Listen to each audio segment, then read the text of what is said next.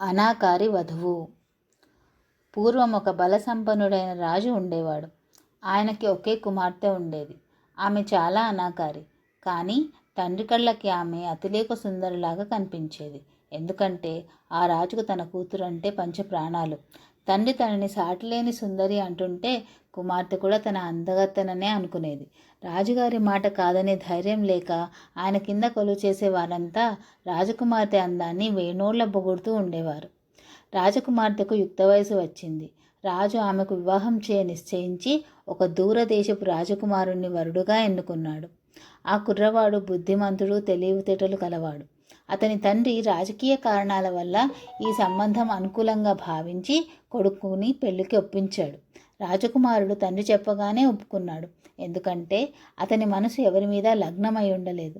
తనకి తండ్రి నిర్ణయించిన రాజకుమార్తె అందగత్తె అని పుకారు కూడా ఉన్నది. కానీ అతను తీరా బయలుదేరి వచ్చి తాను పెళ్లాడనున్న వధువుని చూసేసరికి అతనికి కంపరం పుట్టుకొచ్చింది. అతను ఆమె సరసన కూర్చోడానికి కూడా ఒప్పుకోలేదు. అదేం అన్నాడు వధువు తండ్రి. అబ్బో, ఇంత అందం చూసేసరికి నా కళ్ళు జిగేల్మంటున్నాయి, ఒళ్ళంతా కంపరం ఎత్తుతున్నది, నన్ను క్షమించండి అన్నాడు వరుడు.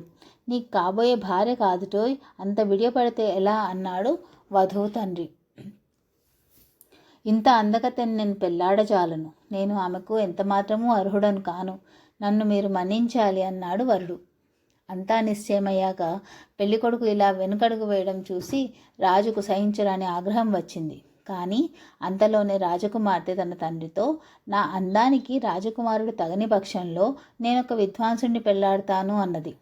రాజు ఆస్థాన విద్వాంసుడిని దగ్గరికి పిలిచి, ఏమయ్యా, నిన్ను మించిన విద్వాంసుడు మన దేశంలో లేడు, అందుచేత నువ్వే మా అమ్మాయిని పెళ్ళాడు అన్నాడు. విద్వాంసుడు వణికిపోతూ, మహారాజా, ఇదెక్కడైనా కద్దా? అదివరకే నేనొకరిని అగ్నిసాక్షిగా పెళ్ళాడి బిడ్డలను కన్నవాణ్ణి, శ్రోత్రియుణ్ణి, నన్ను వర్ణాంతర వివాహం చేసుకోమని తమరు కోరడం భావ్యం కాదు అన్నాడు. బ్రాహ్మలు 4 వర్ణాల కన్యలను పెళ్లాడవచ్చునని శాస్త్రాలు చెబుతున్నాయి అన్నాడు మంత్రి. దానికేమంటావు? అమ్మాయి విద్వాంసుని చేసుకుంటానన్నది ఆమె కోరిక నా ఆజ్ఞతో సమానం, దాన్ని నువ్వు ఉల్లంఘించరాదు అన్నాడు రాజు. మహారాజా వారు నన్ను క్షమించాలి, ఇది నా వల్ల అయ్యే పని కాదు. తమ ఆజ్ఞ పాలించనందుకు ఏ శిక్ష విధించినా సంతోషంగా భరిస్తాను అన్నాడు విద్వాంసుడు. రేపు ఉదయం లోపల నా దేశం విడిచి వెళ్ళు అన్నాడు రాజు ఆగ్రహావేశంతో. పరిస్థితి విషమించింది. ఈ రాజు తనను కూడా శిక్షించవచ్చును అనుకొని వరుడుగా వచ్చిన రాజకుమారుడికి తోచించి చెప్పాడు. మహారాజా, రాజకుమార్తె వివాహం జరిగి తీరాలి, జరుగుతుంది కూడాను. అందుకు నేను ఒక సూచన చేస్తాను, నచ్చితే మీరలా చేయవచ్చు అన్నాడతను. చెప్పు అన్నాడు రాజు. సుక్షత్రియులైన యువకులను ఏరి తెచ్చి వారి మధ్య ద్వంద్వ యుద్ధాలు ఏర్పాటు చేయండి. అందరినీ జయించిన వాడు రాజకుమార్తెను పెళ్లాడతాడు. ఈ పోటీలో నేను కూడా విధిగా పాల్గొంటాను అన్నాడు రాజకుమారుడు.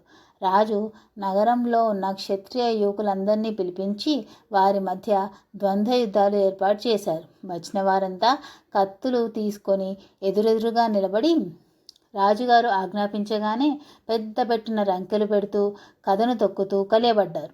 ద్వంద్వ యుద్ధాలు ఎంతసేపు జరిగినా ఎవరికీ సూది కుచ్చుకున్న పాటి గాయమైనా కాలేదు. ఇది గమనించి రాజు యోధులతో, మీరో ముందు ఎవరు గాయపడితే వాడు నా కుమార్తెను చేసుకుంటాడు అన్నాడు. వెంటనే ద్వంద్వ యుద్ధాలు కుక్కల కొట్లాటలాగా మారిపోయినాయి.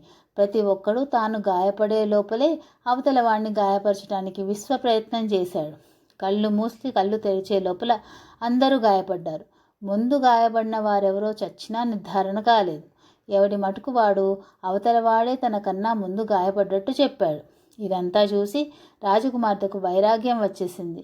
ఆమె తన తండ్రితో, నాన్న, నా అందం చూసి బెదిరిపోయే వీళ్లను నేను ఎలా పెళ్లాడగలను? ఇంతకంటే పెళ్లి లేకుండా ఉండటం మేలు అన్నది.